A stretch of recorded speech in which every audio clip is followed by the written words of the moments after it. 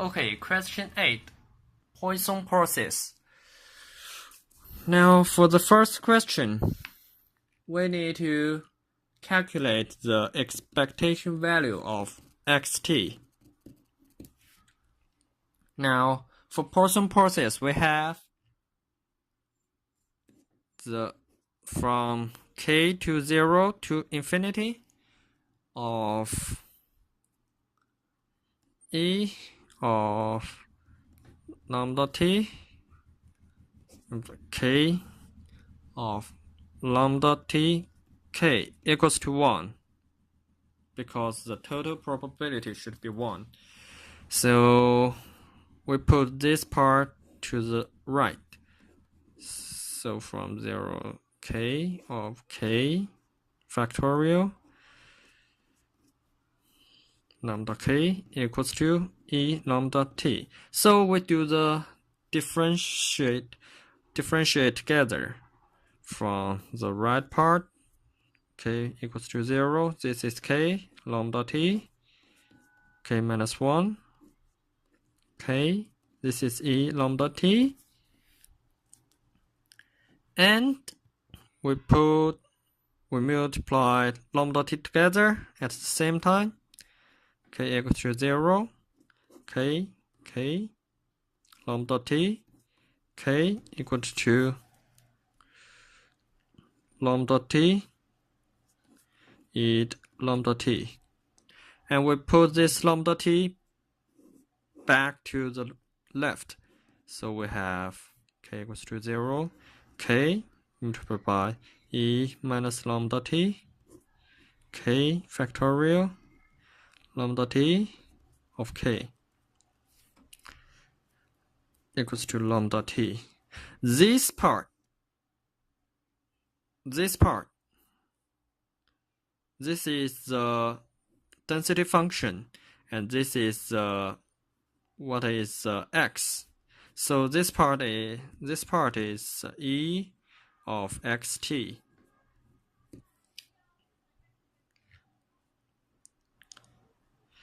And this is the first answer. The expectation value of xt should be equal to lambda t. And the second question, we need to calculate the correlation of T1 and T2.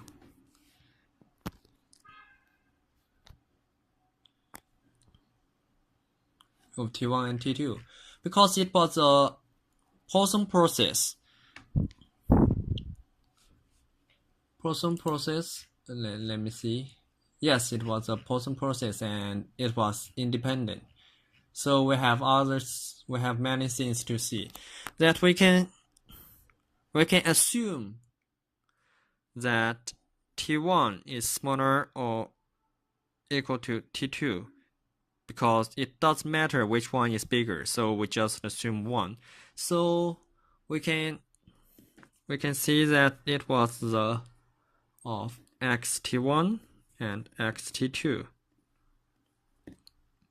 because it was independent of n t1 t2 and for n t3 and t4.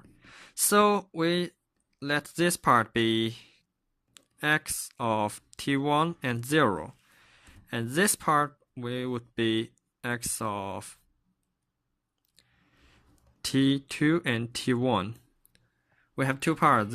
These two are independent. So from this we can calculate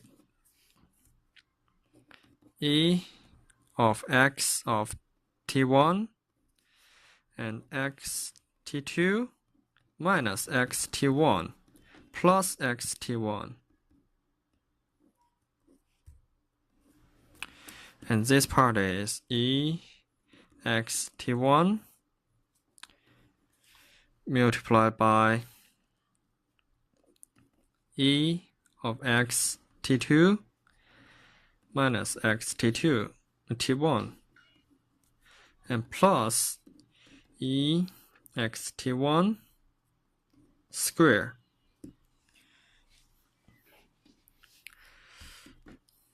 from this we have already seen that xt1,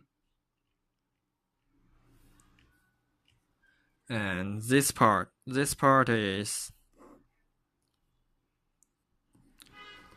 t2 minus lambda t1,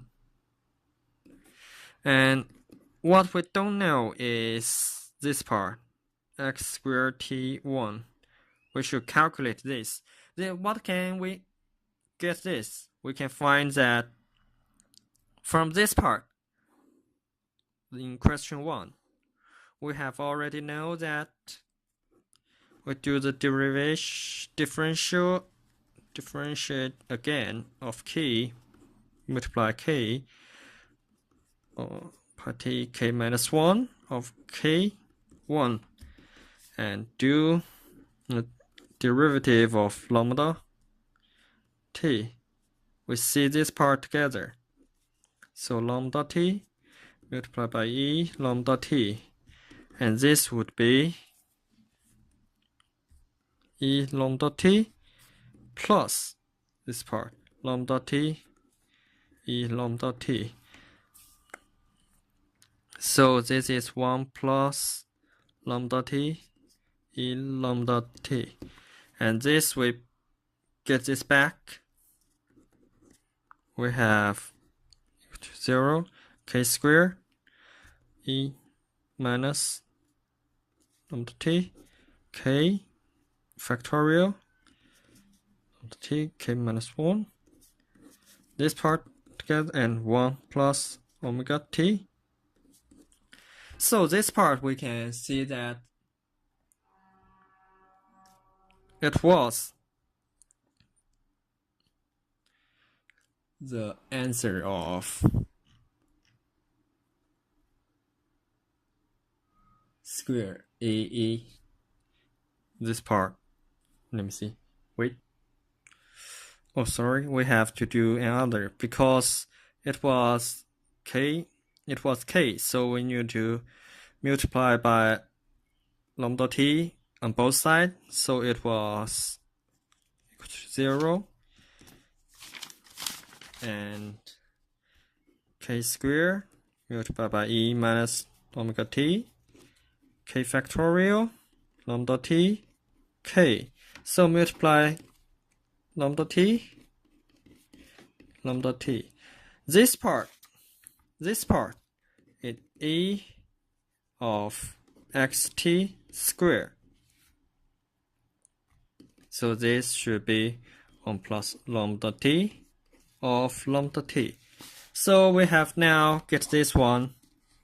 We have get this one as 1 plus lambda t1 lambda t1, and put this together. We have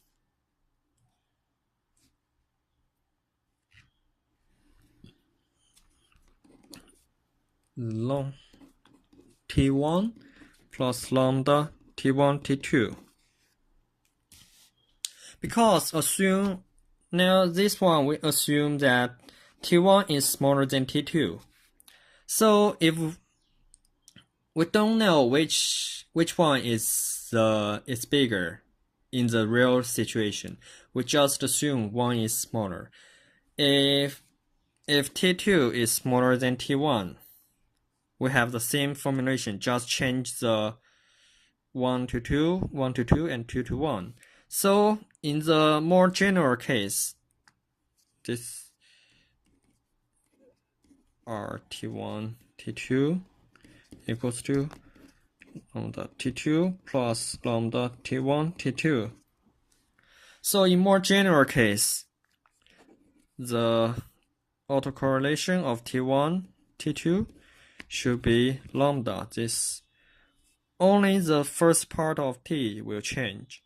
The change will be the smaller one, smaller t1, t2 plus t1 multiplied t2. So this is the general case. We don't know t1 and t2 which is smaller, so we just use the mean functions to get the smaller one. Now that's the Question 8.